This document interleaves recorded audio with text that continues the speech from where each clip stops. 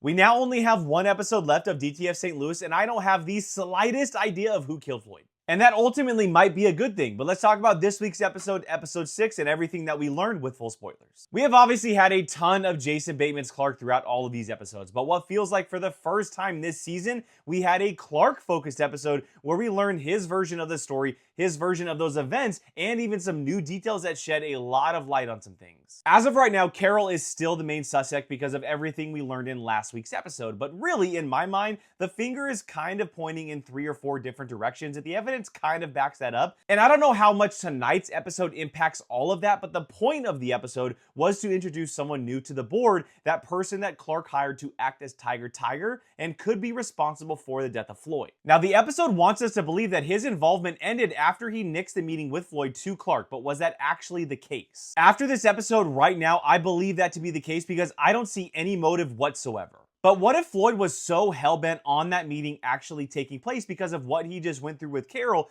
that he tracked him down and he was actually at the pool house with Floyd when he died, but wasn't responsible for his death? And the reason why I say that is because every single week I sit down and watch this show, I feel more and more like this was an accidental death and it wasn't actually murder. But I question myself at the same time because why is everyone being so damn secretive about everything? Carol isn't saying anything. It took 6 episodes for Clark to speak up. What is everyone so afraid of and what does everyone know? If they do know something and it was murder or even accidental murder and combining that with the secrets, I think that points at one person, and that one person is the one person that Floyd wanted to protect more than anybody. Richard. It would make total sense why Carol and Clark would keep everything so close to the chest if Richard was involved. How exactly? We're just gonna have to wait until next week's finale to find out. Let me know your thoughts and theories for episode 6, and make sure you're following me to hear my thoughts on the DTF St. Louis finale next week.